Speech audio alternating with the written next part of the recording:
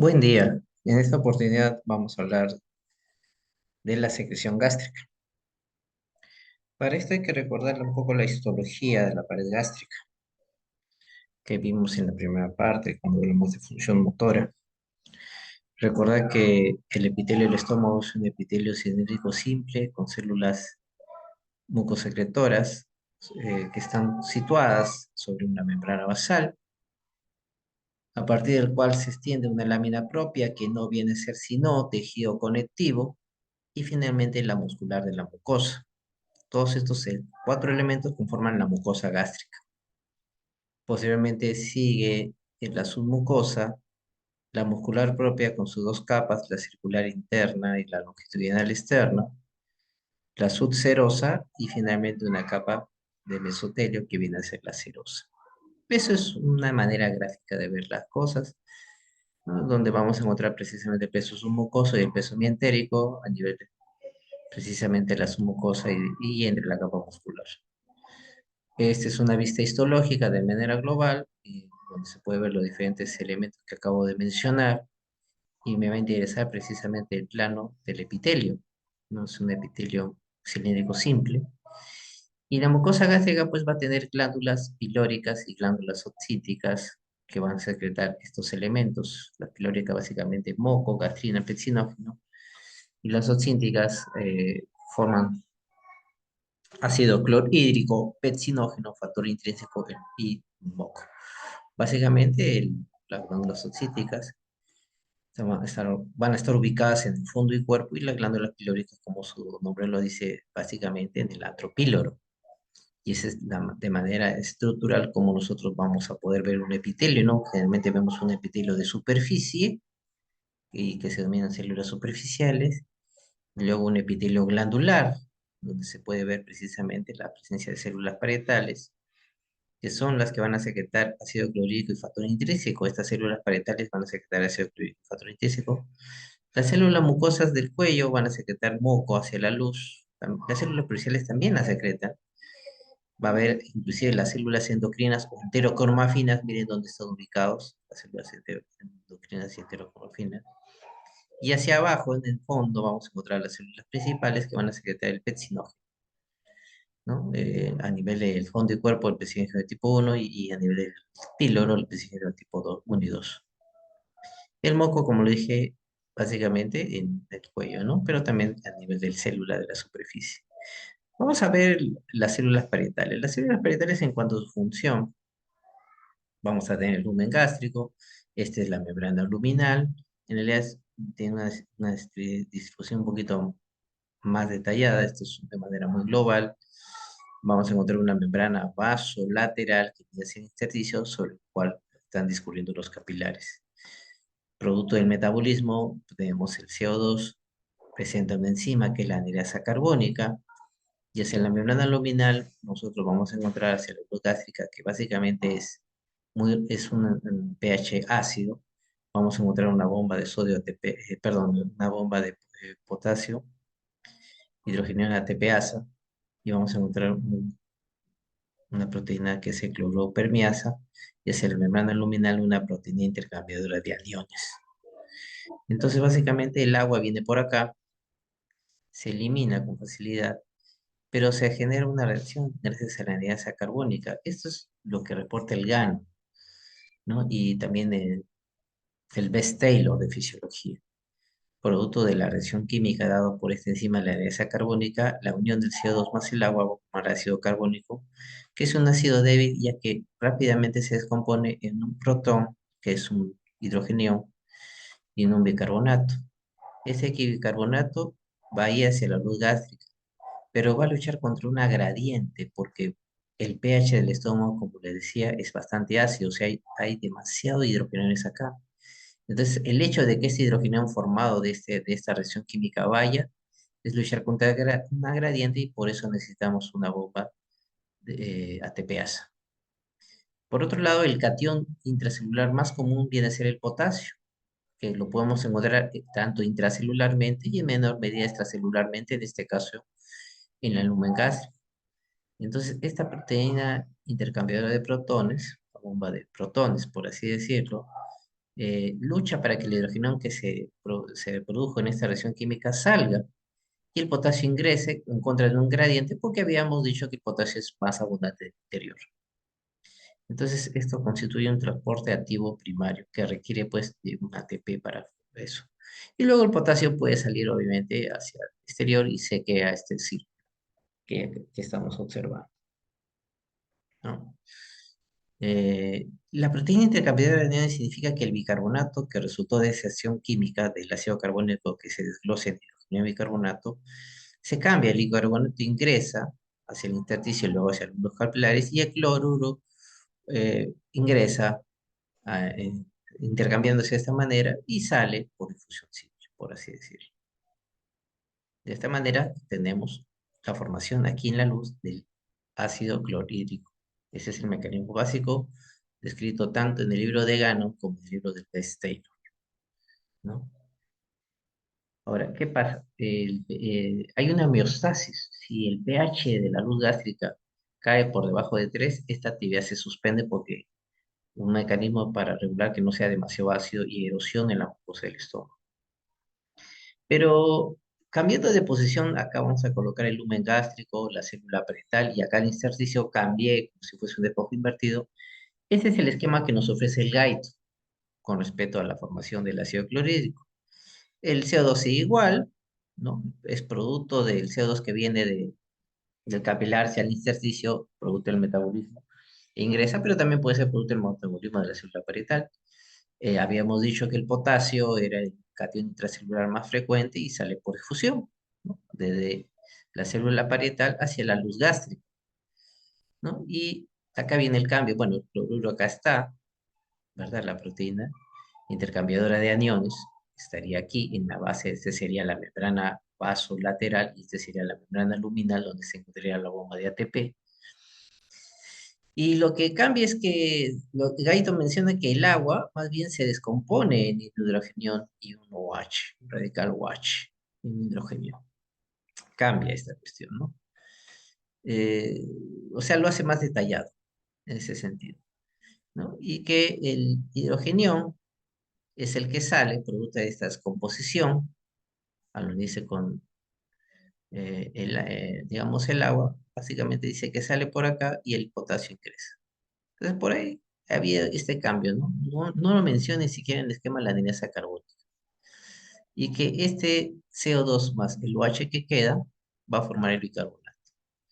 Digamos que es una forma un poco ortodoxa de explicar que el CO2 más el agua forma el ácido carbónico y el ácido carbónico luego se disocia en hidrogenión y bicarbonato. Lo explica de esta manera. La cosa está que al final hay dos productos resultantes de la combinación del CO2 más el agua, que viene a ser el hidrógeno que sale y el bicarbonato que va a ingresar intercambiándose con el cloruro, ¿no? Es otra manera de explicar la reacción química que se da, ¿no? Bueno, y el cloruro también puede hacerlo de esta manera, por si acaso ya sea de manera de intercambio, ya sea por difusión. Bueno, el sodio ingresa, bueno, ese es otro tema que no viene a continuación, y el agua va hacia la luz por osmosis. Dentro de esto, de nuevo, volvemos a cambiar de posición. Bueno, así los encuentro en el libro. Tenemos el lumen gástrico, tenemos a la mucosa gástrica, que ya sabemos que estaba conformado, y tenemos al plexo entérico. Y acá tenemos la presencia de la comida y el núcleo del décimo par, concretamente el núcleo motor dorsal del vago, que está ubicado a nivel del bulbo raquídeo. Vamos a identificar que en la mucosa del estómago, en el epitelio, vamos a encontrar células G, células parietales y células principales que se acuerdan, secretaban petsinógeno. Y vamos a encontrar receptores que se encuentran ubicados precisamente en el epitelio de la mucosa gástrica unidas a una neurona sensorial. Producto de la digestión de la comida en aminoácidos y péptidos, estos son captados por estos receptores, que en este caso vendría a ser un quimiorreceptor, con los aminoácidos o péptidos de la digestión proteica. Esto va a estimular precisamente al plexo entérico, que puede ser submucoso, puede ser el mientérico, para que estimulen las células G y estas células que secretan gastrina. Ojo, la gastrina no va hacia la luz, va hacia la sangre. Y la gastrina va a activar a las células enterocromafines o células endocrinas, ¿de acuerdo? ¿Dónde están ubicadas? Pues es importante recordar los primeros dibujos que acabo de mostrar.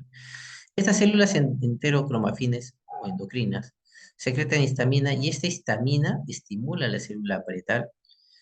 La gastrina lo puede hacer de manera directa o indirecta a través de la activación de las células enterocromofinas. Entonces estamos viendo que la célula parietal, digamos que por su membrana vasolateral va a haber un receptor para histamina, un receptor para gastrina, se activa y va a favorecer la secreción de hidrogenión asociada de ácido. Bueno, acá estoy recontra super H resumiendo que sale el hidrogenión, que sale el cloruro, la cosa es que sale ácido clorhídrico.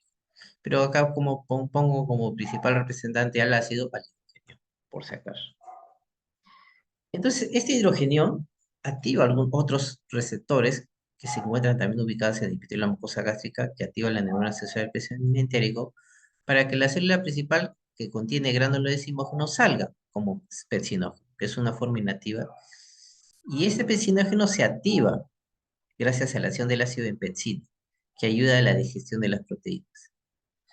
También, por eso que el exceso de hidrogenión, o sea, la acidez, a mayor acidez, mayor transformación de pepsina, sí, la pepsina tiene pues una digestión de las proteínas en sí, pero el hecho de que haya bastante hidrógeno, bastante ácido, bastante pepsina, erosiona más la mucosa del estómago, predispone más a las a las erosiones superficiales o gastritis, que son lesiones superficiales, valga la redundancia, y predispone a que con el tiempo esto se ulcere, perfore más allá. Entonces, por eso es que las úlceras se denominan úlceras pépticas, bueno, por su acción lesiva. Ahora, el núcleo del décimo par, que es una neurona preganglionar, núcleo motor basal del vago, puede estimular directamente a la célula G para que se tenga gastrina, puede estimular directamente a las células enterocromafines o endocrinas, y puede estimular a la célula parietal, y yo quiero que hagan caso a la célula parietal. Miren cuántos blancos de acción tiene la célula parietal por su membrana vasolateral. Para la histamina la estimule para que secrete más hidrógeno. La gastrina también. Y la acetilcolina, que es el neurotransmisor por excelencia del vago y el parasimpático en general, también, o sea, la estimulación de la acetilcolina, neurotransmisor parasimpático sobre la célula parietal, hace que haya más ácido. Entonces, pero estos receptores no solamente son quimioreceptores, puede haber simplemente distensión mecánica y pueden hacer lo mismo o sea, en este caso serían los mecanoreceptores. Ahora, un dato importante que lo vamos a mencionar cuando hablemos de las enfermedades más comunes del estómago es con respecto al factor intrínseco. El factor intrínseco es una glucoproteína secretada por las células parietales, como bien ya había comentado en diapositivas anteriores, y que va a ser muy importante porque nos va a ayudar a la absorción de la vitamina B12. Lo pongo a colación porque va a ser muy importante cuando hablemos del problema del aparato digestivo, sobre todo el estómago. Por ejemplo, acá tengo dentro de la dieta, puede contener vitamina B12. Este puntito azul va a ser la vitamina B12 o cobalamina que está dentro de la dieta. Esta forma se va a llamar el ligador R. Este complejo se llamará llamar complejo ligador R, vitamina B12. Recuerda que el puntito azul es vitamina B12. El F1 va a ser el factor intrínseco. El complejo que se forma entre este complejo ligador R con el B12 se va a llamar complejo, pues, precisamente factor intrínseco. Ligador R, que es este, y vitamina B12. Y bueno, solamente factor intrínseco y complejo B12. Entonces, ¿qué sucede? Con la ingestión de los alimentos, entre ellos los alimentos que contengan B12, va a llegar hacia la luz del estómago. Acá está la vitamina B12 unida al resto de elementos. La pepsina, que ya sabemos dónde viene, lo disocia, precisamente, separa la vitamina B12 del resto de elementos. En eso viene entonces, producto de la dieta, mejor dicho, producto de la secreción de las glándulas salivales secretan un ligador R, que también se llama cobalofilinas. Como en la boca las glándulas salivales, el producto de secreción, la saliva, está poco tiempo, entonces es deglutida y llega a la luz del estómago. Entonces estoy viendo que los alimentos que contienen vitamina B12 es separada por acción de la pepsina en alimentos propiamente dicho y vitamina B12. Y el ligador R va a formar precisamente primero un complejo ligador R vitamina B12. Es ahí donde viene a entrar el factor intrínseco. El factor intrínseco se pega precisamente y va a formar este complejo que es el complejo ligador R vitamina B12 factor intrínseco. Para que viaje por toda la luz gastrointestinal, se produzca el vaciamiento gástrico, viaja por el duodeno, pero justamente en la segunda porción del duodeno existen unas proteasas pancreáticas que lo liberan del ligador R, que viene de las glándulas salivales, y a partir de la segunda porción del duodeno hasta el ilion terminal, ¿no? Va a viajar este complejo factor intrínseco ligador R hacia el enterocito, y en la mucosa, en el epitelio del enterocito, va a haber un receptor precisamente, ¿no? Que va a permitir que se absorba la vitamina B12. Hay un receptor para el factor intrínseco y la vitamina B12 se absorbe y llega hacia la sangre. Entonces, ¿qué pasaría si hay una gastritomía total? ¿O qué pasaría si hay una recepción? Una recepción, o sea, resecar, cortar, estirpar, recepción del hilo terminal. Vamos a verlo más adelante. Entonces, la vitamina B12 es importante para la génesis, la maduración de los glóbulos rojos. Por ahí nomás ya sacan su conclusión. Cuando se absorbe la vitamina B12 ya llega hacia la luz, en este caso de la lámina propia, se une a transcobalamina 2 que permite que alcance todos los tejidos. Entonces, este preámbulo es importante. Ya lo vamos a ver más adelante. Como lo vuelvo a repetir, tenemos que tener todo claro en ese sentido. La regulación de la función gástrica, nosotros no solamente tenemos células parietales, sino en el antro tenemos células D o células delta. Y bueno, recordar que la célula parietal no solamente secreta el factor intrínseco, sino también el ácido clorhídrico, elementos importantes. Se han identificado cuatro fases en realidad. Ya quizás la primera fase que dice fase basal ya no está tomado muy en cuenta, se tomaba anteriormente. Porque en realidad siempre hay producción de ácido clorhídrico hacia el estómago para mantener un pH ácido. Siempre el estómago tiene un pH ácido. Solamente que en ciertas circunstancias se eleva mucho más, es verdad. Entonces, durante la fase basal, la secreción acídica, o sea, el gasto acídico, está limitado porque la célula delta o célula D secreta somatostatina y este la regula. Sí, sigue secretando ácido clorhídrico, pero no secretes mucho, porque yo te estoy controlando, yo te estoy regulando. Esa es la función de la vitamina D. Ya cuando llegue la fase cefálica de la secreción gástrica, ya cuando llegue la fase gástrica propiamente, tú vas a secretarte más y yo voy a tener que dejarte, digamos, no tan inhibido para que puedas hacer tu función. Y esto hace la vitamina D durante la fase basal.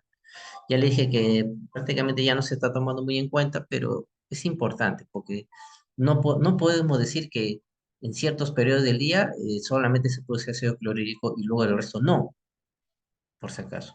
Por eso la fase basal lo traje a colación. La fase cefálica de la secreción gástrica significa, bueno, ya, durante toda la madrugada que he dormido bien, ha estado en fase basal, ha estado produciendo ácido clorhídrico en menor cantidad gracias a la regulación de la somatostatina producida por las células delta o D. Pero ¿qué pasa cuando ya son las 7, 8 de la mañana, 9 de la mañana, no tomó desayuno? Entonces viene la fase cefálica, que significa que con solo mirar el alimento, vía visual, con olerlo, vía olfativa, o basta que también ya consiga un pedazo de emparedado y lo tenga en la boca, vía gustativa, o basta que lo piense. Todos estos señales van a ir al bulbo raquídeo. ¿Qué neurona estaba en el bulbo raquídeo? Sí, la neurona preganglionar o núcleo motor dorsal del bajo. ¿Y qué pasa cuando se activa? Ah, ¿se acuerdan? Se iba pues a las células G para que se secreten gastrinas, se iba a las células enterocromafines para que secreten histamina y se iba directamente a las células parietales para que secreten precisamente el ácido clorhídrico y bueno, y la cascada es más grande, como les puedo decir, ¿no? Entonces estas son las diferentes vías, visual, olfatoria, gustativa, y basta que la piense, ¿no? Ahora, esa es la fase cefálica de la secreción. Entonces se activa el bulbo raquídeo, la corteza cerebral, el centro del apetito, la amígdala, las emociones, también tiene que ver mucho con esto.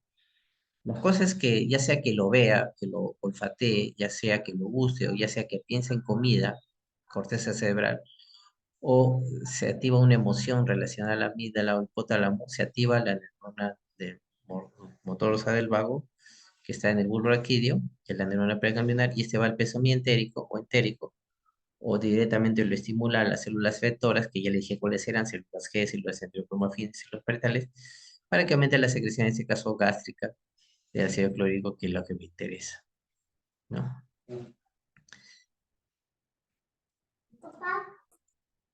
La fase gástrica, propiamente dicha de la secreción gástrica, es cuando los alimentos ya prácticamente llegan al estómago. Entonces, cuando este es un esquema de lo que sucede en el estómago, cuando llega al estómago, precisamente ya en el estómago en sí, existen receptores que activan a los presos entéricos, ya sea el submucoso o ya sea el entérico. La cosa que lo activa y actúa sobre las células efectoras, en este caso las células parietales, por ejemplo, que es lo que nos interesa, pero también puede aumentar el peso entérico o la motilidad gástrica, por si acaso, si usted recordará la parte motora del estómago, aumentando la secreción y motilidad. ¿Ya? Entonces, la estimulación de la secreción gástrica por la gastrina es algo que nosotros también tenemos que hablar. Entonces, es facilito recorrer. La fase basal es aquella que no se da en ausencia de estómago, puede ser durante la etapa que estamos nosotros durmiendo o el periodo interdigestivo, o sea, cuando no se está comiendo ni nada, ¿no? Entre el desayuno y el almuerzo, por ejemplo, ¿no? Entonces, es una fase que estoy resumiendo, sucede en la fase basal, en la cual la secreción gástrica del ácido clorhídrico, en este caso, está disminuida por la regulación de la somatostatina. Ya cuando empieza la fase cefálica, cuando lo pensamos por las emociones, por solamente ver la comida, por solamente olerla, por solamente gustarla, o por solamente pensarla, ¿no? Eh, Se estimula el núcleo motor dorsal vago a nivel bulboraquídeo y estimula pues la secreción gástrica. Y la fase gástrica en sí constituye que cuando el alimento llega, por un reflejo local de la pared gástrica nada más, se secreta ácido clorhídrico. Pero haciendo un paréntesis, también a nivel del estómago hay una secreción gástrica por la gastrina. Constituye un reflejo que se produce dentro del sistema nervioso intestinal. Las células G se encuentran básicamente en el antro, otra vez de nuestro dibujito de la pared gástrica. Entonces, la célula G entonces llega producto de un mecanoreceptor o producto de un quimioreceptor, por eso lo estoy contando los dos acá, se estimula el peso de Meissner y estimula las células G, el peso de Meissner, que es un plexo submucoso que se encarga de la secreción, parece que es gastrina, y la gastrina lo que hace es la siguiente, ¿no? Viaja por la sangre, ¿no? Estimula las células parietales para que aumente el ácido clorhídrico y estimula las células principales para que secreten petsinógeno. Y ustedes saben que el petsinógeno se activa por acción del ácido clorhídrico, ¿no? Recuerda que las células G se encuentran básicamente en el antro, y en cambio las células parietales, petsinógeno, predominantemente en cuerpo y fondo gástrico. La gastrina hace que, la acción de la gastrina hace que la célula parietal aumente 8 veces su producción de ácido clorhídrico y la célula principal 2 a 4 veces su producción de petsinógeno en este caso. Entonces, la gastrina estimula las células parietales. Recuerden que la estimulación vagal también hace lo mismo, ¿no? Y hay aumento de ácido clorhídrico y se dice que la estimulación vagal puede hacer, obviamente por una descarga de acetilcolina, producción de 500 mililitros por hora, ¿no? Y la gastrina, por acción, 200 mililitros. Pero entre los dos, claro, uno podría pensar, oye, pero la estimulación vagal es más intensa, mira, ¿cuánto produce de secreción digestiva? 500 mililitros por hora, en cambio la gastrina por sí solamente 200. Pero la gastrina le gana en el sentido del tiempo, suele persistir horas después, tanto que la estimulación vagal es en ese momento, ¿ya? Estos son los factores, los estímulos que incrementan la secreción de gastrina, la presencia de péptidos y aminoácidos o la misma distinción, el incremento de la descarga basal, ¿no? Vagal, por vía sanguínea por el calcio y la adrenalina, y lo que va a inhibir precisamente es el propio ácido. Recuerden, con el pH menos de 3 la gastrina se detiene, y la producción de ácido clorhídrico por las células parietales también se autolimita. Y lo que va a disminuir la secreción de gastrina va a ser la secretina, el péptido inhibidor gástrico, el péptido intestinal vasoactivo, el glucagón y la calcitonina.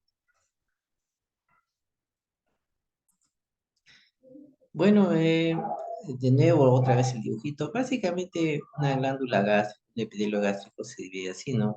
Un cuello, un cuerpo, un fondo, donde precisamente había células superficiales que en las células superficiales secretaban muco y bicarbonato. Eh, También a nivel del cuello había células mucosas. A nivel del cuerpo estaban las células G, las células D que secretan somatostatina, que está directamente mirando la luz. En las células parietales, por ejemplo, las células endocrinas también y las células principales, que secretan gránulo decimógeno, en este caso pensinol. La célula D, que es la somatostatina, es importante en la evolución. Entonces acá está la hormona preganglionar del vago, que estimula las células G, ¿verdad? Pero miren, aquí hay un dato importante. Péptido liberador de gastrina, pueden ver las fibras vagales que se dirigen precisamente a estimular a la célula G, no secretan acetilcolina, sino secretan un péptido liberador de gastrina. Solamente estoy hablando de esas fibras vagales que van directamente a las células G, ¿no? Y la comida era un estímulo, ¿se acuerdan? Los receptores, la distensión mecanoreceptor o los productos de la digestión como los péptidos estimulaban las células G y las células G secretan gastrina que va hacia la sangre, ¿no? Y esta sangre va hacia la célula parietal que tiene un receptor en su membrana vasolateral de gastrina para que secrete ácido clorhídrico. Así es como funciona, ¿ya? Los blancos de la célula, por si acaso, acá se podría uno pensar que la gastrina solamente va a la célula parietal para que secrete ácido clorhídrico. No, es una. Puede ir a la célula parietal, pero también estimula las células enterocromafines, ¿no? Por si acaso, o células endocrinas. Esto va a ser importante cuando hablemos, por ejemplo, de algunas patologías del estómago. Que la gastrina, o puede ser pregunta de examen también, ¿la gastrina solamente actúa sobre la célula parietal? No, actúa sobre las células enterocromafines o endocrinas. También puede actuar sobre los acinos pancreáticos y sobre la célula del músculo liso gástrico, aumentando o disminuyendo, aumentando en este caso su motilidad. En el bioquímico nosotros encontramos la cafeína. Entonces, de nuevo, vuelvo a insistir, si yo pienso en comida, ¿no? Pienso en comida, tengo la amígdala se activa, tengo un estímulo visual, olfatorio, gustativo, activa el núcleo del décimo par para que libere el péptido liberador de gastrina. Y también las fibras vagales van a estimular a las células heterocromafines o endocrinas y a la célula parietal. La presencia de aminoácidos como ya en el estómago, esta es la fase, por si acaso hasta acá es la fase cefálica. Cefálica. De nuevo insisto, cefálica.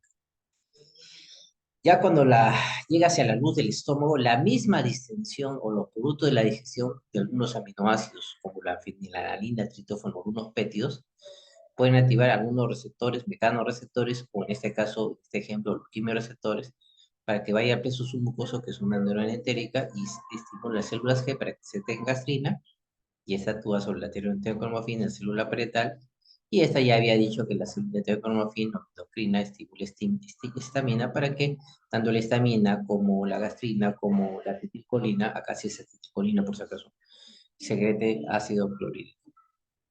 Y esta a su vez activa a receptores de la neurona sensorial para que la célula principal secrete pepsinógeno y de esa manera se forme de pepsinógeno, se forme apexina por acción del ácido.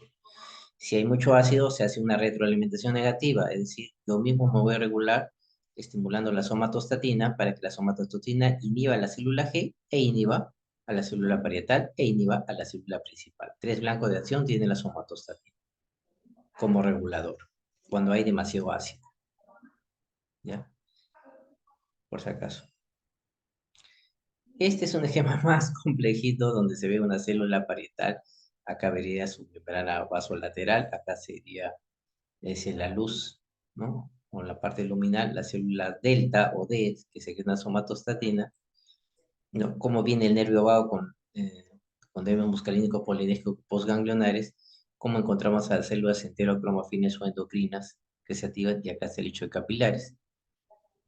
Entonces, acá podemos empezar haciendo que las células enterocromafines o endocrinas que secretan histamina porque tienen un receptor de histamina en la membrana vasolateral de esta célula parietal. Que también la colecistocinina, que ya ustedes saben de dónde ha venido, ¿no? De la mucosa duodenal, de la célula C, pueden activar hacia la célula delta y también que esta célula delta secreta somatostatina SS14 para que inhiba la célula parietal. Entonces, la colecistocinina, ¿cómo inhibe la secreción gástrica o la secreción de ácido clorhídrico, que básicamente es lo mismo, estimulando a las células D, o a las células delta, a la somatostatina, para que secreten precisamente la somatostatina, en este caso la SS14. También de SS14 no puede ir no solamente directamente a la membrana vasolateral de la célula parietal, sino también a la célula misma enterocromafina y va inhibiéndola. Y se le inhibe y dice, ya por favor no produzca más histamina y no la produce. Ya no le estimula. También al recordar que los nervios vagos, las neuronas preganglionares secretan acetilcolina y a través de unos receptores muscarínicos colinérgicos postganglionares, como si fuesen neuronas, la acetilcolina hace su efecto. Algunos autores dicen que este efecto puede ser directo, sin necesidad de esta neurona postganglionar, ¿no? Ya, puede ser directo, ¿no?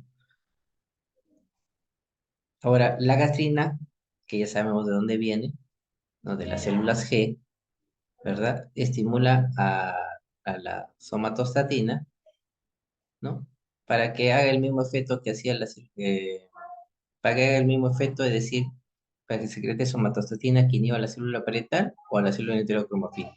Pero la gastrina también actúa sobre la enterocromafina estimulándola. O sea, y doctor, ¿y de qué depende que estimule esto y esto? Depende de su regulación. Si hay mucho ácido, le convendrá que vaya integrando la somatostatina. Si necesita ácido, le convendrá que estimule la célula enterocromafina. Miren, por ejemplo, acá también la acetilcolina actúa sobre las células de la somatostatina inhibiéndola. Porque la acetilcolina siempre es ácido, siempre va a querer ácido, siempre va a querer ácido. Es una lucha continua que hay acá. Bueno, no los voy a marear con tanta cosa. Este es un resumen cómo la comida del reflejo cefálico inicia en la secreción gástrica, cómo la gastrina estimula precisamente la secreción gástrica, cómo el ácido estimula el reflejo corto, como el ácido, o sea, este de acá, cómo estimula el reflejo corto para que haya secreción de pecínogeno, y como la somatostatina es una señal negativa tanto para la célula G, célula parietal y célula principal. Si querésemos ser más detallosos de cómo, entonces hemos hablado de la fase basal de la secreción gástrica, hemos hablado de la fase cefálica de la secreción gástrica y hemos hablado de la fase gástrica propiamente dicha de la secreción gástrica, que en realidad es un reflejo corto y que depende de la interacción de un montón de células que estamos viendo acá. Ahora, si queremos ser más detalloso, la histamina, la pregunta fue, ¿cuál es el receptor que se encuentra ubicado en la membrana vasolateral de la célula parietal y que va a recibir la histamina que viene de las células enterocromofines o endocrinas? Viene a ser el H2. Entonces, cuando viene la histamina y se forma un ligando con el H2, receptor H2, este ligando activa, hace que la GTP, ¿no? Se activa para que se estimule la proteína G excitatoria, ¿no? Y se active la adeniciclasa, y la adeniciclasa hace que el ATP se transforme en AMP cíclico, y esta activa una proteinasa que estaba inactiva, y esta proteinasa hace que la actividad de la bomba intercambiadora de protones se active más y salga más ácido. Ese es el mecanismo. Por eso es que aquí, ¿no? Hay un medicamento que actúa inhibiendo competitivamente, bloqueando la unión entre la histamina y el H2, que viene a ser la ranitidina. Son bloqueadores H2. Las prostaglandinas, ya que lo vamos a ver más adelante, también hace el efecto contrario. Las prostaglandinas tienen un receptor EP3 que al activarse va a hacer que el GTP active una proteína G, pero de tipo inhibitor, de tal manera que va a inhibir a la dinciclasa, de tal manera que el AMP5 va a disminuir, y si disminuye, no favorece la secreción de ácido, gracias a este receptor que tiene la prostaglandina. Ya lo vamos a ver cómo funciona esta prostaglandina más adelante. Ahora, la neurona colinérgica puede venir directamente, ya había dicho yo, como fibra preganglionar, o usar una neurona postganglionar como intermediario. Y el receptor para la acetilcolina, para precisamente las neuronas colinérgicas o del sistema parasimpático, viene a ser el receptor muscarínico M3. Y para la gastrina, va a ser el receptor de colecistocinina B. Miren cómo se activa acá, cómo se activa acá, y activan la proteína G de tipo excitatorio, para que en este caso se active la fosfolipasa C. Y la fosfolipasa C degrada el PIT2 en dos elementos que me interesan, en este caso el trifosfato de inositol. Y este trifosfato de inositol, en menor medida en la mitocondria, pero en mayor medida en el retículo endoplasmático, saca calcio y hace que el interior de la célula, que normalmente el reposo es negativa, se positivice. Y este calcio hace que esta actividad de la proteína sinasa se active, que está inactiva se active, y ayuda a la bomba de sodio y potasio TPasa a que se active mucho más. ¿No? Acá puedo colocar atropina, pero acá no hay medicamento que actúe sobre el receptor CCKB. ¿Y la somatostatina cómo funciona, doctor? La somatostatina tiene un receptor en la membrana vasolateral de la célula parietal, que es el ST2, ¿no? Que hace lo siguiente, inhibe directamente la proteína sinasa, ¿no? La inhibe y ya no va a activar a la ATP y por lo tanto disminuye la secreción de ácido clorhídrico. Entonces, la bomba de ATPasa que se encuentra en la membrana luminal es un blanco de acción para precisamente un grupo de fármacos que son los inhibidores de bomba de protones, que estoy representando con este círculo azul, que tiene precisamente un componente sulfidrilo acá. Esa bomba inhibidor, intercambiadora de protones, o simplemente esta bomba ATPasa o bomba de protones, porque saca hidrogeniones en contra de un gradiente que es mayor o igual a 10 a la 6, y mete el potasio en contra de su voluntad, porque el potasio es más abundante adentro, y acá tenemos un ATP rico. ¿Cómo actúa? Precisamente ese inhibidor de bomba de protones se va a pegar a la bomba en sí. El omeprazol, por ejemplo. Lansoprazol, por ejemplo. Pero hay que recordar que la bomba de protones, esta bombita de acá, tiene dos unidades. Tiene una unidad alfa, que depende de ATP, y una unidad beta, que está anclada, ¿no? La unidad alfa reacciona con el ATP para generar esa energía que luche contra los gradientes, tanto de los hidrogeniones como del potasio, ¿ya?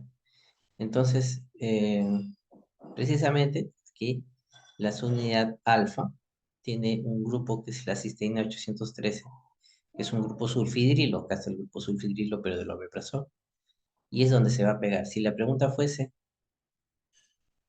eh, ahorita vamos a ver la pregunta, miren cómo este omeprazol hace que se llegue hacia el lumen, hacia la luz gástrica, y atrae protones, atrae iones hidrógeno.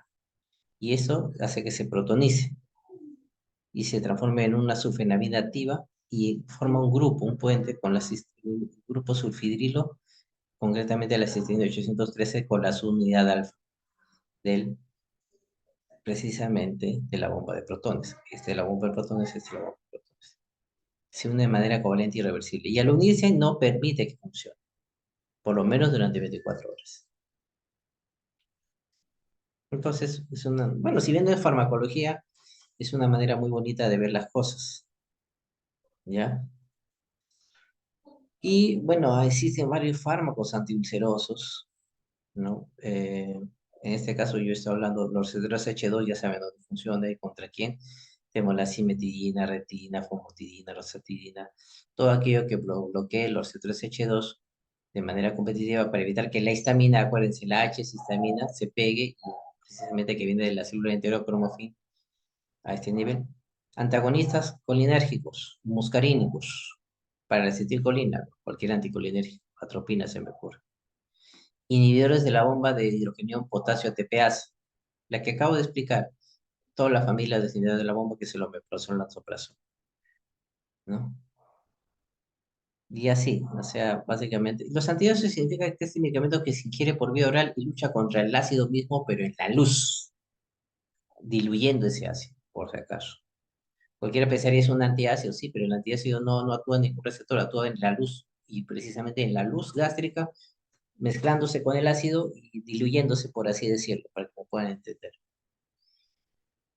Los fármacos inhibidores del ácido gástrica tenemos el bicarbonato de sodio, ¿no? Por ejemplo, el bicarbonato de sodio es así, la célula fetal secreta ácido clorhídrico y ya está, ustedes saben que al unirse bicarbonato de sodio para, miren, el sodio positivo, bicarbonato negativo, este es bicarbonato de sodio, hidrogenión positivo, cloruro negativo, lo que vamos a tener es esta reacción química en la cual se forma ácido clorhídrico, se forma agua y se forma CO2. Lo malo que dice que estos tipos de bicarbonato de sodio para combatir la acidez en la propia luz gástrica, cloruro de sodio se puede absorber y puede aumentar la presión. O sea, en los hipertensos no se recomendaría. Y se forma CO2. Y este CO2, cuando yo tomo, por ejemplo, bicarbonato de sodio para combatir la acidez estomacal, me puede producir distensión gástrica porque estoy generando CO2 y eructos. También el bicarbonato de calcio hace lo mismo, ¿no? CO2, eructos. Pero el hecho de que se forme cloruro de calcio, esto se va a absorber a nivel de la pared gástrica y va a llegar a la sangre y puede producir hipercalcemia. ¿Y el calcio qué hacía sobre las células G? Sí, hacía que aumentase la secreción gástrica y ese es un efecto rebote. Por eso había que tener en cuenta todos estos detalles. Como el calcio hace esto, ¿no? Bueno, otro, por ejemplo, es el hidróxido de magnesio, ¿no? Que al reaccionar con dos eh, moléculas de ácido clorhídrico, va a tener agua, si lo diluye, pero el magnesio una vez que se absorbe, porque esto se va a absorber, aumenta la motilidad intestinal y puede producir diarrea. O sea, tú vas a tener hidróxido de magnesio, sí, pero recuerda que te alivia la acidez, pero puedes tener un aumento de la motilidad peristáltica, ¿no? El hidróxido de aluminio, más conocido como milanta 2, tres compuestos de ácido clorhídrico. Se va a formar este compuesto que es el cloruro de aluminio, pero el cloruro de aluminio hace lo contrario, disminuye la motilidad intestinal y puede producir estreñimiento. Bueno, entonces es importante ver cómo es que, no voy a pasar esto rápido porque no es el propósito de la clase. Esto sí, quiero que lo vean bastante. Entonces, hemos visto la fase cefálica, la visión, pensamiento de la comida para la corteza cerebral, la estimulación de los receptores de la vista, bueno, que la vista está acá, del gusto y del olfato, van al hipotálamo de la médula oblongada, es un reflejo condicionado, activa el vago para que aumente la secreción gástrica, ¿verdad? ¿Qué lo inhibe? La pérdida del apetito, la depresión puede inhibir la corteza cerebral ante una depresión. Hay una ausencia de estímulos parasimpáticos al centro parasimpático y lo disminuye. Por eso acá he puesto de puntitos de los inhibitorios y de continuos, la rayita contiene estimulatorio. La fase gástrica, acuérdense, es cuando se activa, hay secreción de ácido clorhídrico o secreción de la actividad gástrica, pero cuando se activan los receptores de distensión no quimiorreceptores. Y genera, puede haber reflejos locales que lo evite, pero también puede haber un reflejo vagovagal que va de la médula oblongada y haciendo que precisamente aumente la secreción. Y los químicos, pues este es los mecanorreceptores y estos serán los quimioreceptores.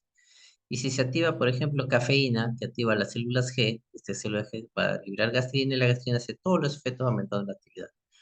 Pero con el pH había dicho menor de 3, para algunos otros dicen menor de 2, por si acaso. Cuando hay mucha acidez, ¿no? Las células G más bien se autolimitan. Y cuando uno está emocionalmente disgustado o alterado, lo que se activa no es el parasimpático, sino el simpático. Y ustedes saben que el simpático es antagonista de la acción simpática y eso puede ser que inhiba a nivel del estómago.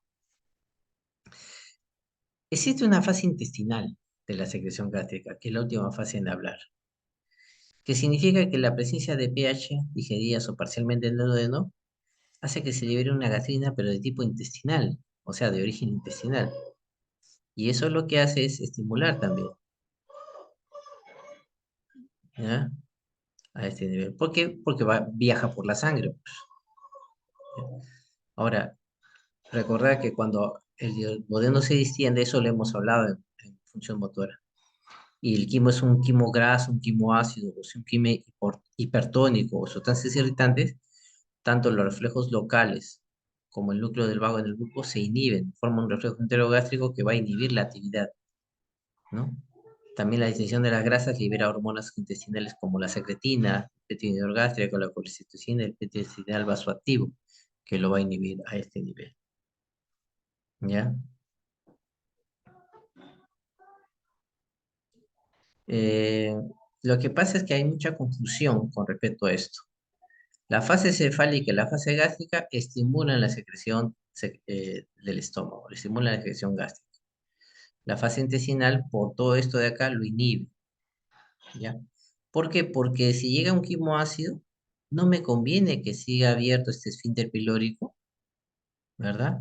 Y que siga dando más ácido. Primero porque me va a sobrepasar la barrera mucosa protectora del duodeno, que si bien tiene una capa de mucosa rica en bicarbonato gracias a las glándulas de Brunner, no puede llegar mucho exceso de ácido porque lo puede ulcerar.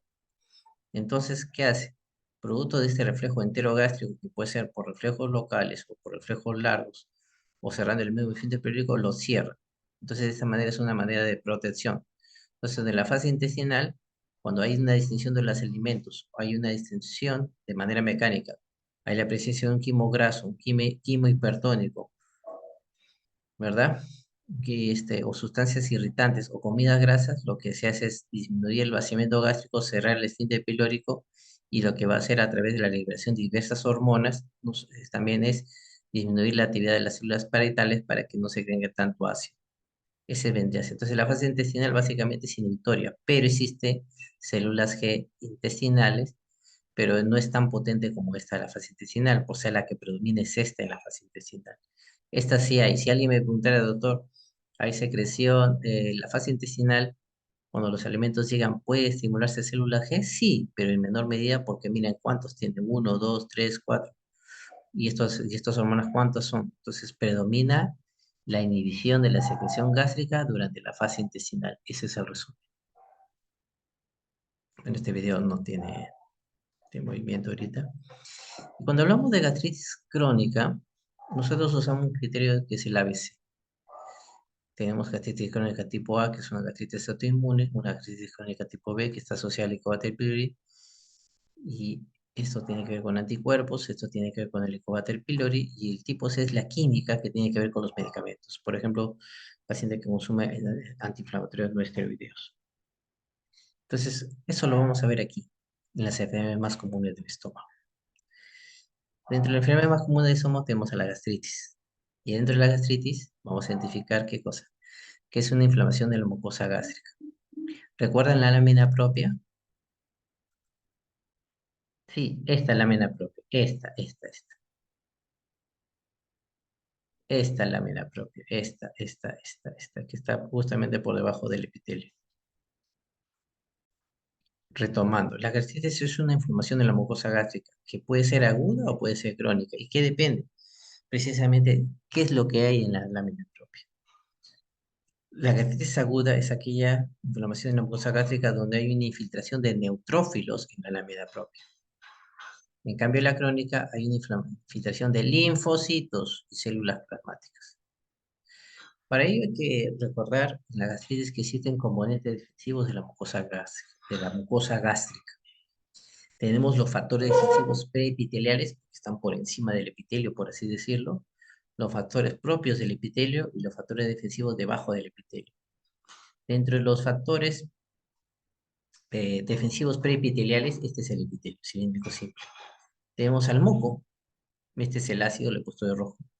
Al moco es una barrera preepitelial y al bicarbonato que también secreta, que viene a ser otra barrera preepitelial, ¿no?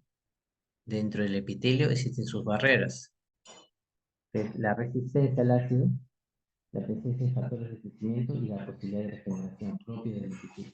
Y por debajo de esto tenemos una barrera subepitelial que es el flujo sanguíneo. Entonces, de esta manera, hay una capa de moco y hay un flujo de bicarbonato que vimos cómo es. Entonces, va formándose el moco y el bicarbonato a ese nivel. Entonces, la patología de la gastritis es multifactorial. Tenemos que poner una balanza en los factores agresivos y los factores defensivos. Los factores agresivos está el moco y bicarbonato preepiteliales, el epitelio como tal y el flujo sanguíneo. Tiene que haber buen flujo sanguíneo, que es una barrera subepitelial. Ejemplo, si hay una vasoconstricción o no llega un aporte adecuado del flujo sanguíneo que está debajo del epitelio, el epitelio se muere. No podrá renovarse, no podrá secretar moco y bicarbonato y chao, ya fue. Entonces, los factores agresivos, ¿cuáles son? El mismo ácido, la misma pepsina, La presencia de ácidos biliares durante los reflujos, el consumo de alcohol, el estrés que produce la vasoconstricción y algunos medicamentos como son los AINES, que es la gastritis crónica tipo C. Si los factores agresivos predominan sobre los factores defensivos, es donde se produce la gastritis que me puede llevar a la úlcera péptica, ¿no? Entonces, una cosa es, vamos a hablar de gastritis aguda, que es una inflamación precisamente de los neutrófilos a este nivel. Entonces, la gastritis es una erosión gástrica que básicamente va a afectar a la mucosa. Ya le dije que es un desequilibrio entre las defensas y el ambiente ácido. Bueno, ese es un resumen. Pero no hay que confundirlo por si acaso con las úlceras gástricas. ¿Qué diferencia hay entre una gastritis y una úlcera gástrica? Una gastritis es una erosión superficial que básicamente afecta a la mucosa. En cambio, la úlcera gástrica afecta de la submucosa hacia adelante, puede ser un espesor total, perforación incluso. Entonces, esa es una principal diferencia. Bueno, entonces seguimos con la gastritis aguda. Entre las causas de la gastritis está el consumo de alcohol y el uso a largo plazo de los AINES, antiinflamatorios no esteroideos. Normalmente las células, casi todas las del cuerpo, excepto pues las de neuronas, tienen un ciclo de vida. Cuando acaba ese ciclo de vida se fragmenta y uno de esos fragmentos viene a ser la fragmentación de su membrana celular, donde se eliminan algunos fosfolípidos de la membrana celular. Recuerda que es una bicapa lipídica, ¿no? Estos fosfolípidos, por haciendo una fosfolipasa 2, se transforman en ácido araquidónico. Entonces, los fosfolípidos del ácido de membrana celular, al final vamos a tener el ácido araquidónico. Así como venía una fosfolipasa 2, viene una ciclooxigenasa. Esta ciclooxigenasa hace que el ácido araquidónico forme prostaglandina C2. Y la prostaglandina C2, ¿se acuerdan que tiene un receptor? Ya, pues hace que las células del epitelio gástrico forman moco alcalino, y esa prostaglandina C2 hacía que las células, ¿te acuerdas que tiene un receptor? Disminuye la producción de ácido clorhídrico y eso constituye un factor protector de la mucosa. Así funciona ese factor protector de la mucosa. Pero ¿qué pasa cuando yo le doy algunos ácido acetil salicílico, le doy algunos AINES, le doy algunos esteroides? Esto inhibe la ciclooxigenasa. No se forman las prostaglandinas y hay menos moco, hay más ácido y obviamente se rompe la barrera y produce gastritis y úlceras. Voy avanzando.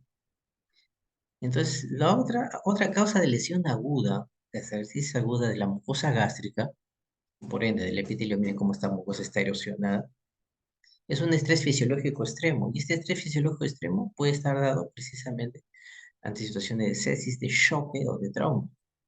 Y hace que las erosiones superficiales pueden llegar a ser úlceras de espesor total y ese se conoce como úlcera de estrés. Y las úlceras de estrés son dos, las úlceras de Curlin y las úlceras de Cushing. Las úlceras de Curlin se dan en individuos con quemaduras graves o severas. ¿Por qué? Porque cuando un paciente se quema, desarrolla una hipovolemia intensa. Y si hay hipovolemia, hay isquemia. Y si hay isquemia, hay pocos vasos sanguíneos que llegan precisamente al nivel del subepitelio, al nivel de la lámina propia, y la mucosa se muere. Y si se muere la mucosa, está más expuesta al ácido porque no puede elaborar sus productos protectores. Y esa es una úlcera de Curlin que lo vemos en los grandes quemados, por ejemplo. La úlcera de Cushing son individuos con lesiones cerebrales, ya sea por una cirugía o una neurocirugía o producto de un traumatismo en el cual hay una sobreestimulación del nervio vago.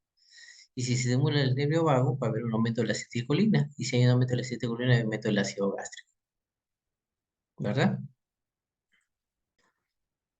Entonces, la gastritis aguda, una vez que se eliminen los factores causantes del estrés, las úlceras por estrés se pueden curar espontáneamente en pocas semanas. Los síntomas van de un dolor epigástrico, náuseas, vómitos y en algunas ocasiones pueden presentar hemorragia digestiva alta, potencialmente mortal y provocar melena que viene a ser precisamente las heces negras. La gastritis crónica es una inflamación pues, de la mucosa gástrica, pero donde hay una infiltración histológica de linfocitos y células plasmáticas, ¿no? Que pueden conducir a una gastritis atrófica, o sea, la mucosa del estómago se atrofia y está más expuesta al daño. Ocurre una metaplasia, que es el reemplazo de un tejido maduro por otro tejido maduro de la misma hoja blastodérmica. Por ejemplo, displasia y puede llevar a adenocarcinoma. Entonces, esto les puede parecer todavía un poco engorroso, lo vamos a ver con más detalle adelante. Y existen dos tipos de gastritis crónica. La gastritis crónica autoinmune, sí, la gastritis tipo A, ¿no? Y la gastritis asociada al Helicobacter pylori, sí, aquella gastritis de tipo B. La gastritis crónica afecta predominantemente el fondo y cuerpo del estómago. Es un ejemplo de hipersensibilidad tipo 4 porque se generan anticuerpos contra la bomba ATPasa de hidrógeno en potasio a nivel de la célula parietal. Y también se forman anticuerpos contra el factor intrínseco que libera precisamente la célula parietal. ¿Se acuerdan del factor intrínseco? Sí, lo expliqué. Para eso era, ¿no? Que me ayudaba a la absorción de la vitamina B12. Si está alterada precisamente anticuerpos contra la bomba de sodio, contra la bomba de hidrógeno potasio ATPasa, ¿qué va a pasar? No va a secretar pues la célula parietal ácido clorhídrico, entonces va a disminuir la secreción de ácido gástrico. Y si disminuye la secreción de ácido gástrico va a haber hipocloridria. Y si hay hipocloridria, el hierro no se absorbe. ¿Por qué? Porque el hierro se absorbe en forma de estado. Me explico. El hierro que uno consume, el hierro dietético, está en forma ferrosa, o sea, en forma de Fe3, Fe3. Entonces es la forma ferrosa. Pero por acción del ácido, del ácido clorhídrico, se reduce, ¿no? La mayor parte del hierro en el estado ferroso, o sea, Fe2, ¿no? Entonces, esto es lo que se absorbe. Entonces, si hay disminución del ácido clorhídrico, va a haber alteración de la sección del hierro, pues en este caso. Esto también puede ser una hiperplasia de las células G. ¿Por qué? Porque es una regulación a corto plazo. Es decir, si yo tengo poco ácido en la luz gástrica, esto lo detectan las células G que están en el antro y esto va a hacer que aumente más, ¿qué cosa? La gastrina, secreción de gastrina. Pero como no hay respuesta, va a haber una hiperplasia de células G. ¿Y eso qué va a ocasionar? Que aumente más la gastrina o va a haber un desarrollo de hipergastrinemia porque va hacia la sangre. ¿Y qué hacía la gastrina? Parece importante. ¿Solamente actúa sobre las células parietales? No. Actúa sobre las células enterocromafines porque las células enterocromafines o células endocrinas porque tienen un efecto trófico sobre estas células. Y si esto se mantiene en el tiempo, puede haber hasta riesgo de desarrollar tumores neuroendocrinos. ¿Ya? Y si hay anticuerpos contra el factor intrínseco, ¿qué va a pasar? Obviamente no se va a absorber la vitamina B12. ¿Y para qué era importante la vitamina B12? Para el desarrollo y maduración de los glóbulos rojos. ¿Y qué voy a tener como consecuencia? Un tipo de anemia que es la anemia perniciosa.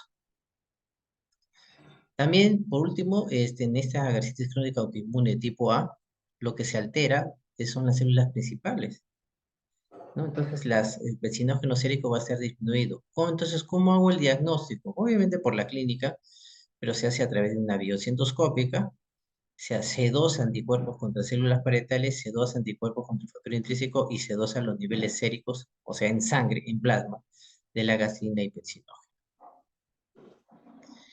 La gastritis crónica asociada al Helicobacter pylori, que es la gastritis crónica tipo B, es el tipo más común de gastritis.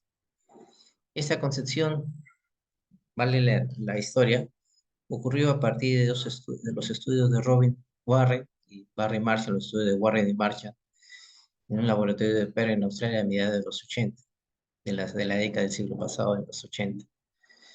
Y fue publicada en el año 83 en la revista The Lancet, ¿no? Identificó que había unas bacterias curvadas que producían gastritis crónica activa, ¿no? Y esto trajo mucha controversia, en un momento hasta burla, porque en esta época, en esta década de los 80, se suponía que ninguna bacteria podría sobrevivir en la luz gástrica, porque el ácido simplemente lo corroía o lo mataba. Pero ellos proponían que había una bacteria en esos pacientes que tenían gastritis, que tenían úlcera, que era la que causaba esas lesiones. Entonces la comunidad científica en un primer momento se burló de ellos, como pueden ver en estas, con mucha, no digamos incertidumbre, ¿no? Incredulidad. Pero ya se sabe que hace más de, el Helicobacter pylori migró del África hace 58.000 años y más del 50% de la población mundial está infectada por Helicobacter pylori. Si bien son datos un poco antiguos, miren cómo es que el Helicobacter pylori tiene una, digamos, una distribución mundial y en el Perú 80%. Es un bacilo gran negativo con forma de coma, que produce ureasa y sus móviles tienen flagelo. Y más o menos es así, ¿no? Debido al moco, al bicarbonato que es producido por este epitelio columnar, hablar de epitelio columnar es hablar de epitelio cilíndrico, que es lo mismo. La lámina propia, donde están los capilares sanguíneos, los vasos sanguíneos, la lámina propia. Entonces, ¿qué pasaba? En la luz gástrica había urea, ¿no? Y recuerden que producía el helicobacter. Llegaba hasta acá, ¿no? Se trataba de meter precisamente en la membrana luminal del epitelio y hacía que la urea que estaba acá, ¿no? Por acción de una ureasa secretada por el Helicobacter pylori, lo descomponía en amonio y bicarbonato, y eso le proporcionaba un medio precisamente protector contra el ácido, y hacía que este epitelio secretase unas interleucinas 8 que va hacia los vasos sanguíneos para que atraigan los neutrófilos y linfocitos posteriormente, y ahí venía la acción inflamatoria a este nivel, y se producía la inflamación, la gastritis, ¿no? Un poquito más complicado esto, ¿no? Porque el genoma del Helicobacter pylori codifica como 1500 proteínas. Acá está de nuevo, acá está el epitelio columnar o epitelio cilíndricos, célula epitelial, acá está el moco con su bicarbonato. Entonces, ¿cómo llegaban estos elementos acá? Entonces, el Helicobacter pylori tenía, en el epitelio gástrico había un antígeno de superficie, que era el antígeno de Levis B, ¿no? Y el Helicobacter secretaba una adesina ligada a antígeno del grupo sanguíneo, que es el B, se ligaba acá. Bueno, había más ligadores, pero el- digamos, el más conocido inicial era este. Entonces, una vez que se le ligaba, se formaba esta unión entre el VAT-A y los demás, o sea, contra esta adesina, con su precisamente antígeno de Lewis, el epitelio gástrico secretaba factores nucleares kappa beta o secretaba el epitelio gástrico proteínas activadoras de factor de transcripción de respuesta temprana, ¿no? Acá estaba. Y entre ellos también se secretaba la interleucina 8, que es lo que acabo de explicar. La interleucina 8 era este, acuérdense. Este era la interleucina 8, ¿no? Que reclutaba precisamente los neutrófilos, macrófagos, etcétera, y activaba los macrófagos. Entonces, hacía que se secrete, gracias a estos elementos, se hacía que se secrete la interleucina 8, pero también lipopolisacáridos, ureas o purinas, que al final se activaban los macrófagos. Ah, ya. Ah, pero déjenme entender. Venía el Helicobacter pylori y secretaba precisamente una proteína inflamatoria externa que se ligaba pues precisamente al VAT1. Acá está. El VAT1, que viene a ser la adesina, ligaba el antígeno del grupo sanguíneo, se pegaba acá, ¿verdad? Se pegaba acá. Entre otras cosas también, había una proteína inflamatoria externa que hacía que se libere el factor nuclear kappa beta y la proteína de activadores de factor de transmisión, y estos secretaban principalmente y la interleucina 8. Así es. Concomitantemente a eso, aparte, el Helicobacter pylori liberaba liposacáridos, ureas y purinas que activaban o llamaban a los macrófagos hacia la sangre. Así los llevaba a esa zona. Y ese macrófago también secretaba interleucina 8. Así es, puede venir por acá o por acá. Y esa que hacía la interleucina 8, quimiotaxis, o sea, hacía, atraía los neutrófilos a esa zona. Aparte de eso, había una fosfolipasa 2 que producía alteraciones del moco, transformaba la lecitina en lisolecitina, tenía unas proteínas que es el VAT-A, ¿no? No todos producen el VAT-A, solamente el 50% y el 65% VAT-A, para que en el epitelio se formen vacuolas ácidas. De esa manera se forma como una especie de canal y libera bicarbonato y aniones orgánicos, ¿no? Voy avanzando acá, forma puentes, esto es para producir cáncer. Y lo que pasa es que todo esto hacía que también se libere interleucina L12. Eso en un primer momento llama a los macrófagos y a los neutrófilos, produce una gastritis aguda. Posteriormente, si esto sigue, se liberaba interleucina 12 y llamaba a los linfocitos T, que eran inmaduras que expresaban el CD4. Y estos T linfocitos o linfocitos helper, era el 1 el 2, que ayudaban a alterar el moco, ¿no? Y también expresaban que el linfocito TH2 helper 2, ¿no? se junte con el epitelio para producir apoptosis, ¿no? Y estos linfocitos activan al linfocito B, que hacía que se produzcan anticuerpos contra las células parietales y producía atrofia del cuerpo gástrico. O sea, ¿qué quiero llegar con esto? Si la pregunta del examen fuese, a ver, ¿cuáles vienen a ser, mencione usted cuáles son las sustancias químicas que produce, que hace que el Helicobacter pylori llame a los neutrófilos, llame a los macrófagos? Interleucina 8, principalmente, pero también lipopolisacárido ureácido purinasa. Entonces, cuando traen a los neutrófilos y macrófagos hacia la lámina propia, que es esta, se produce lo que se llama una gastritis aguda. De continuar este proceso, ¿cuál es la interleucina, sustancia química, que ya trae los linfocitos para que ya sea una gastritis crónica? La interleucina 12. ¿Qué hace la interleucina 12? Trae los linfocitos TH1, TH1 y TH2. Bien, entonces, hasta ese momento, ¿pasa algo con el epitelio? Bueno, sí. Hasta ese momento hay una gastritis, pero no es una gastritis. Hasta el TH1, TH2, o sea, linfocitos T, es una gastritis que no es atrófica. Ya será crónica si hay linfocitos, pero no es atrófica. ¿Cuándo se vuelve atrófica? Cuando reclutan los linfocitos B. ¿Por qué? ¿Qué hace si yo estoy reclutando los linfocitos B durante la fase no atrófica? Bueno, lo que sucede es que los linfocitos B transforman, producen anticuerpos contra las células parietales, ¿no? Contra la bomba de protones, y ahí recién esos anticuerpos van a destruir precisamente a las células parietales y ahí se vuelve atrófica. Muy bien. Esta respuesta constante hacia los linfocitos B, porque no es que va a pasar ahorita dentro de 1 hora o 2 horas, sino es que es crónica, va a estimular, cuando más atrae linfocitos B, puede producir que en esa lámina propia se produzca un tipo de tumor que se llama linfoma de linfocitos, linfoma mal, tejido, digamos, asociado a mucosa. Ya voy avanzando acá. Entonces, eso es importante. La infección crónica por Helicobacter puede producir primero una gastritis predominantemente antral, por lo general fetelantro.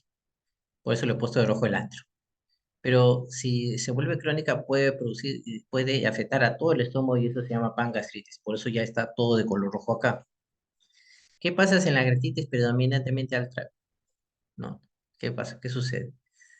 Bueno, sucede que ustedes saben que la gastrina estimula las células parietales para que secreten ácido clorhídrico, pero quien lo regula es la célula D o célula delta, que es la somatostatina.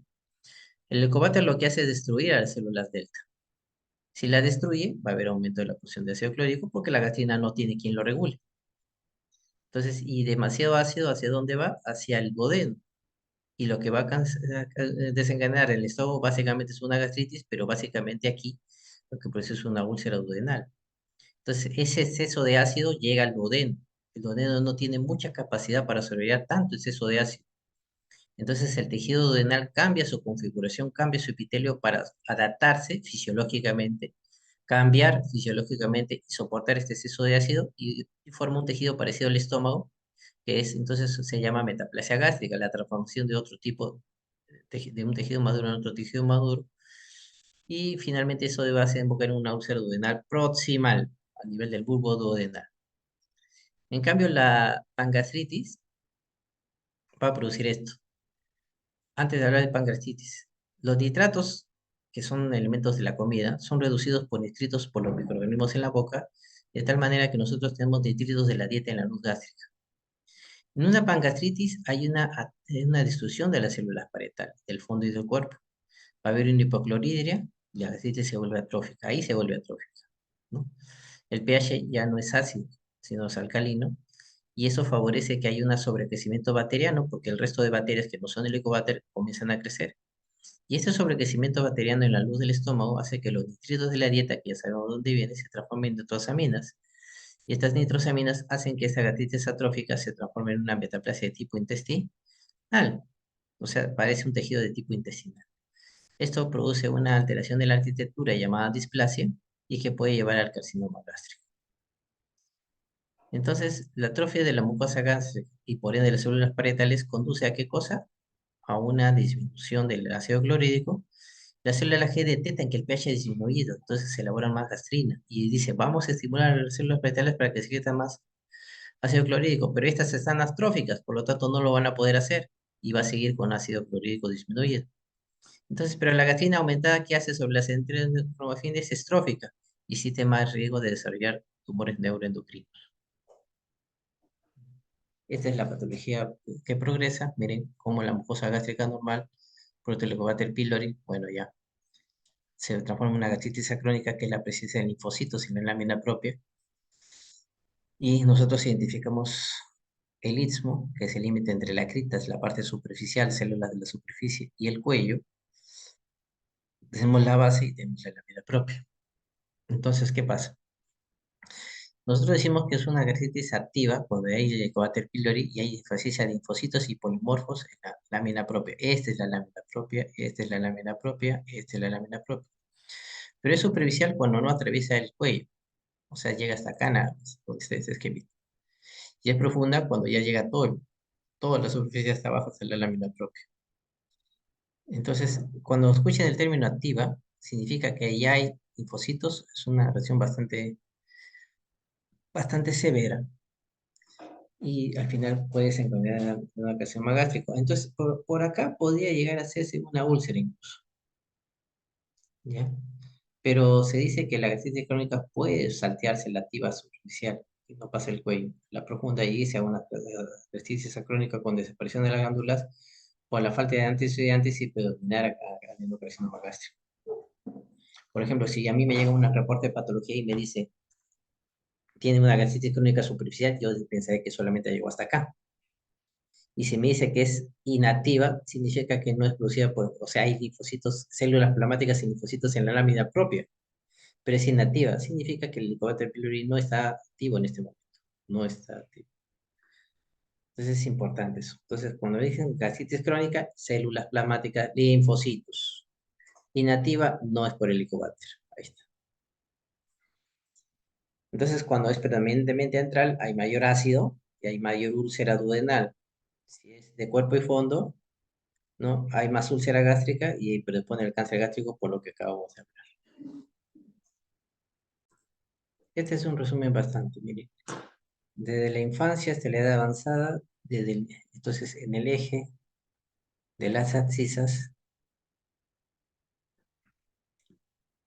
tenemos desde la infancia hasta la edad avanzada. Y acá en este otro eje, que es el eje Y, de poco ácido a mucho ácido.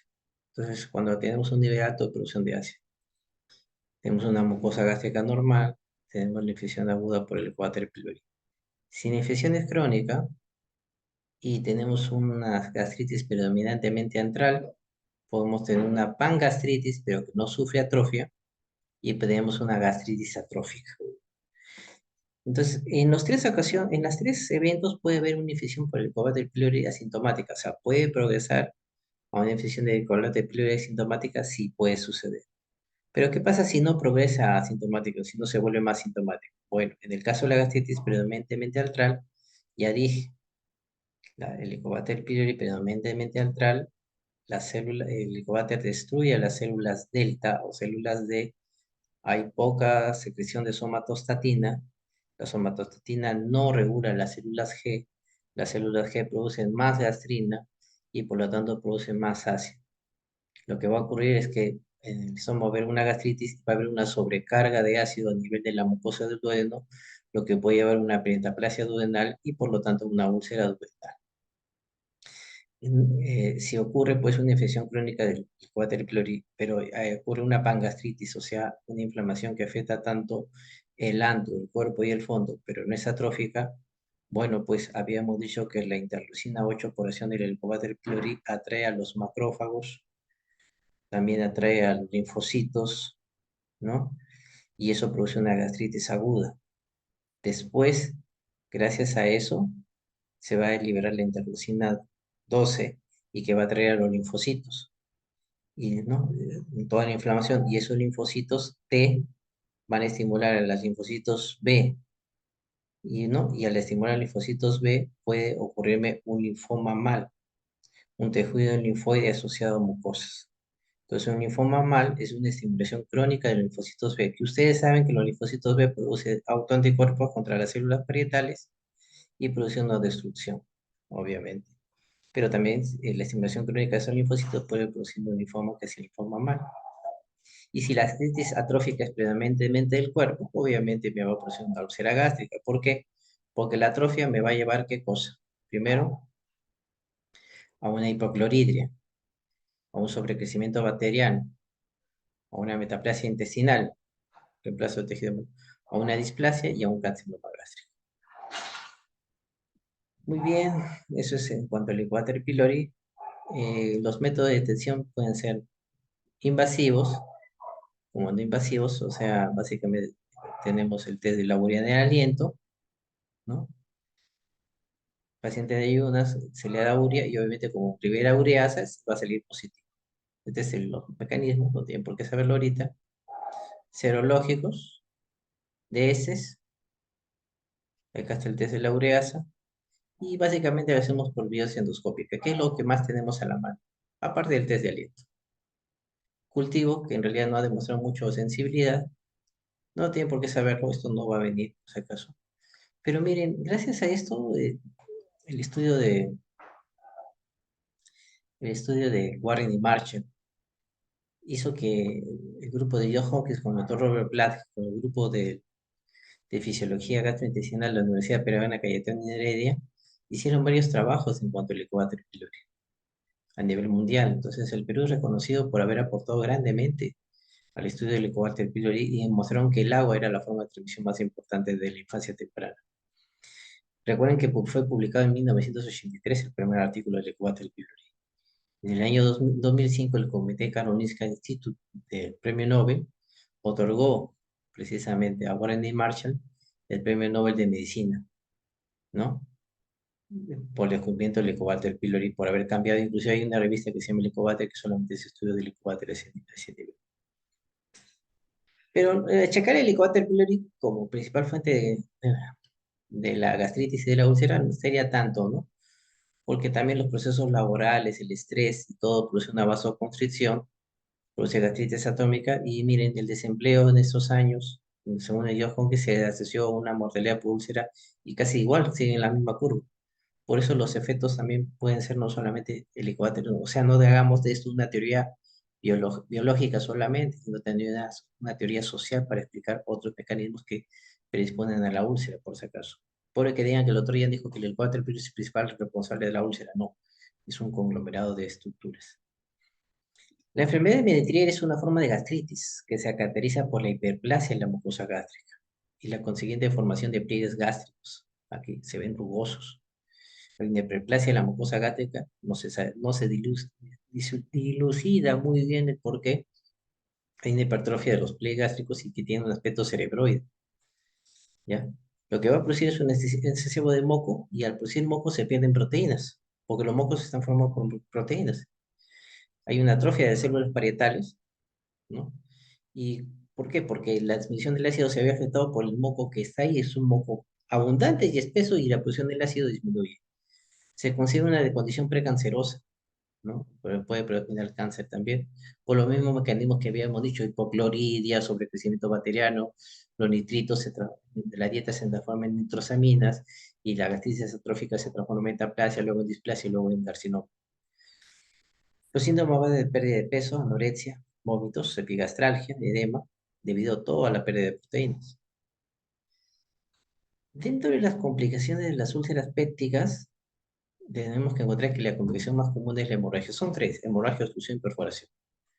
La hemorragia es la complicación más común. Si es a nivel del estómago la úlcera, lo que se erosiona es la curvatura menor y la arteria gástrica izquierda es la que sangra, y son vasos de alta presión.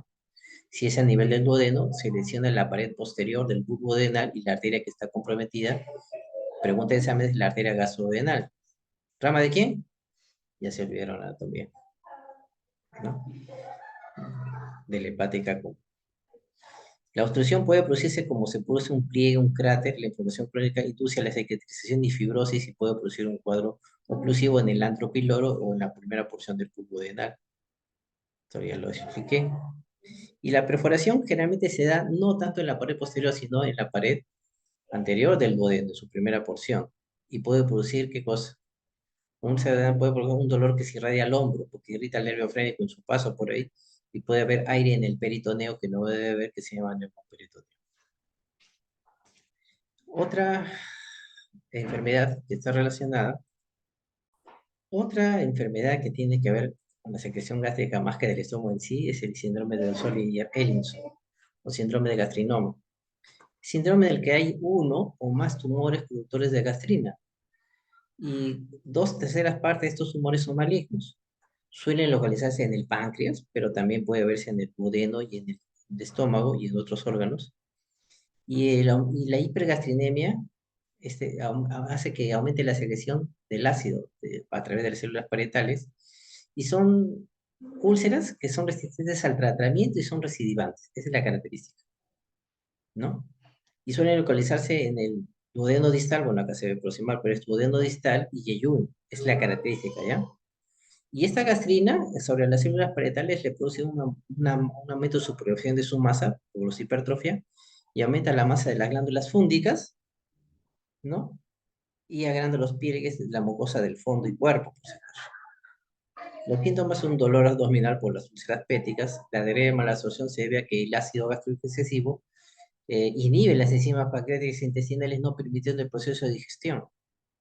Y la mayoría de estos casos son carcinomas, son esporádicos, no se sabe por qué ocurre, y en un 20 a 30% están relacionados a una neoplasia que se llama neoplasia endocrina múltiple. Eh, entonces, una causa menos frecuente de úlcera duodenal es precisamente el Solinger-Ellison, pero se da en la parte distal, como lo había dicho ya. Y producto de eso, las glándulas de Brunner que están en la submucosa del duodeno secretan más bicarbonato para contrarrestar, por eso también se hinchan las glándulas de Brunner, hay una hiperplasia. Y dentro de los síntomas da la siguiente característica. Cuando uno come, mejora los síntomas y y son gorditos, ganan más peso. Pero, doctor, pero yo cuando como, me pasa, por eso tengo que estar comiendo. El diagnóstico, el test inicial es una concentración sérica de la gastrina y ayunas, y el test, ¿por qué? Porque está elevada, pues, obviamente, si yo sospecho, es una solinerencia. Y el test confirmatorio es un test de estimulación de la secretina, que será positiva porque la secretina que hacía disminuía precisamente el ácido clorhídrico, disminuía la secretina, precisamente la gastrina.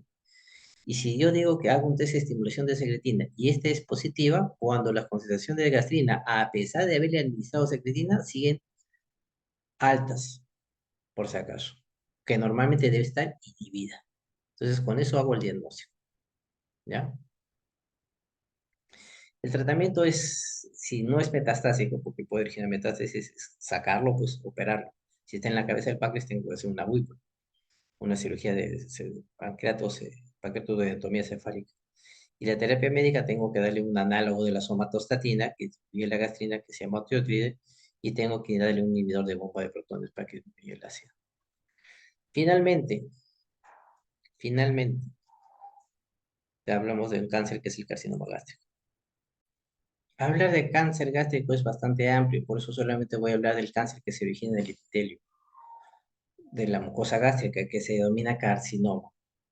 Entonces, un carcinoma gástrico, que es el más común, es la neoplasia maligna que se origina en el epitelio de la mucosa gástrica, aquí, ¿no? Y que tiende a invadir todo, de manera vertical toda la pared gástrica, y que en el transcurso de esta invasión puede dar lugar a metástasis ganglionar o a distancia. De nuevo el dibujito, siempre es importante la histología.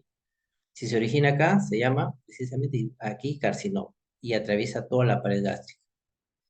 Si se origina en el epitelio de revestimiento células superficiales, y si se origina en el epitelio glandular, cambia de nombre. Si está acá, se llamará carcinoma seca. Si está en el epitelio glandular, adenocarcinoma. La etiología puede ser de características ambientales, genéticas y otras. Generalmente el carcinoma gástrico está en relación con las comidas saladas, ya que la sal destruye la barrera mucosa del estómago y produce una inflamación crónica por fenómenos osmóticos. Entonces lo revienta, porque hay bastante cloruro de sodio, atrae agua y se elimina acá, ¿no?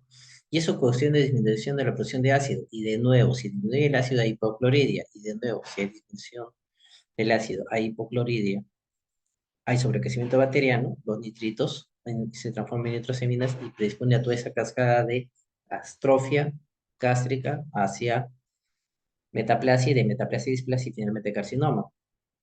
En menor medida también se da por comidas contaminadas con aflatoxinas, que son micotoxinas producidas por este hongo que es el Aspergillus, baja ingesta de antioxidante, bajo uso de refrigeración. Está asociado pues precisamente a esto, a estratos económicos bajos.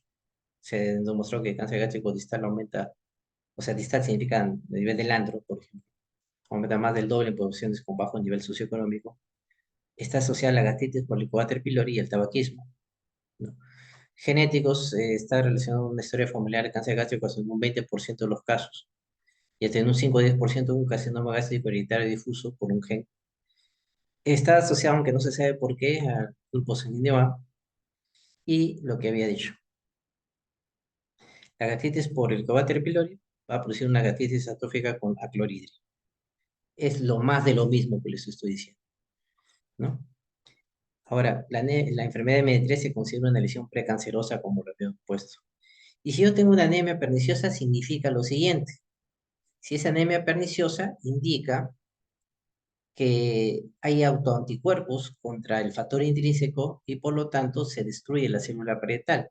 Y si destruye la célula parietal, aparte de tener anemia perniciosa, porque no va a haber elaboración de factor intrínseco y no se va a absorber la vitamina B12 y no va a haber un desarrollo adecuado de los glóbulos rojos, entonces yo diré, no es que la anemia perniciosa me produce cáncer, sino que la anemia perniciosa significa que hay células parietales, entonces va a haber un riesgo de 3 a 18 veces de tener carcinoma gástrico por todo lo ya expuesto. O sea, es una, digamos, se colige, se deduce por todo eso que ya va a haber hipocloridria, sobrecrecimiento bacteriano, etcétera. Y se ha demostrado que los pacientes que tienen calcitonomía parcial del antro, por ejemplo, como ya no tienen píloro, hay un reflujo precisamente duodeno biliar hacia el estómago remanente y esos son agentes cancerígenos que va a predecir que la mucosa del estómago esté expuesta y se malignice. Y la presencia de algunos pólipos adenomatosos que son localizados en el antro gástrico puede estar asociada hasta en un 40% a adenocarcinoma. Esto es lo que le dije. Los carcinoma gástrico, de acuerdo a su profundidad, porque tienden a invadir en profundidad vertical, si se localiza hasta la submucosa se llamará carcinoma gástrico precoz. Pero si ya hay un compromiso detectado desde la muscular propia hacia adelante, ya estaremos hablando de un carcinoma gástrico avanzado. La endoscopía es el método invasivo. Tenemos que ver las lesiones. Las lesiones pueden presentarse en forma así, de aspecto cerebroide hacia la luz, sofíticas, Borman 1, en forma de un volcán ulcerado, Borman 2, en forma de una lesión ulcerada, pero con infiltración adyacente, Borman 3, o en forma de bota de cuero, o sea, toda la pared gástrica está demasiado engrosada, Borman 4. Vamos, entonces, el más, bueno, hay una clasificación que es el grupo 5 pero bueno, ahora se llama tipo 5 que es el más común, y le sigue en frecuencia el tipo 3 ya no se lesiona con Bobor. La biopsia se debe tomar 6 a 8 o más 6 a 8 biopsias como mínimo. Mínimo 6 máximo. Bueno, puede ser o más, o sea, 6 a 8 biopsias es un rango, pero mínimo 6 si es más, mejor. ¿Ya? La característica es intestinal y difuso. Intestinal y difuso tiene que ver con células en anillo de sello. Esa es la forma que tiene. Intestinal tiene una forma glandular y esto es lo que tiene que ser como mínimo. Es decir, se da en ancianos, predomina el sexo masculino, compromete el antro píloro, predominantemente, es una buena forma de presentación por número 2, está relacionado con la dieta con el Helicobacter pylori, sí, intestinal, aquella que adopta un patrón glandular en el epitelio de la mucosa. El difuso no, son células en anillo de sello con un núcleo excéntrico, ¿no? Y que no está relacionado con el Helicobacter pylori. El difuso tiende a invadir con mucho más profundidad toda la pared gástrica y por lo tanto alcanza el peritoneo con mayor facilidad y da metástasis peritoneal. El intestinal puede quedarse a mitad de camino, pero le gusta estar en la lámina propia, le gusta estar en la submucosa, le gusta estar en la subserosa, y ahí hay venas que pueden ir precisamente a drenar al hígado. La metástasis que puede hacerse, el más común sitio de metástasis es el hígado, pero signos que nos da que la enfermedad se ha diseminado es la presencia de un ganglio supraclavicular izquierdo, el ganglio de Bricho, el nódulo peritoneal umbilical de María José, puede irse hacia precisamente a los ovarios, da un tumor de Krukenberg, que son células a nivel sello, o en el fondo del saco de Douglas, ¿no? Que vendría a ser aquel de Bloomer. Entonces, cuando nos llega un paciente a la consulta con una endoscopia y un aviso de carcinoma gástrico, procedemos a ver que no tenga bicho, que no tenga otra enfermedad, un nódulo umbilical iris, procedemos a hacer el estadiaje con tomografías para ver si la enfermedad está localizada. Si vemos que no está localizada tanto en el examen físico como por imágenes, hacemos una laparoscopía para ver que precisamente no hay enfermedad diseminada, y si no es así, decimos que el paciente sí se puede sacar toda la pieza y el tratamiento de la intervención quirúrgica, y por lo tanto no va a quimioterapia. Listo, jóvenes, eso es todo con respecto a esta semana. Muchas gracias.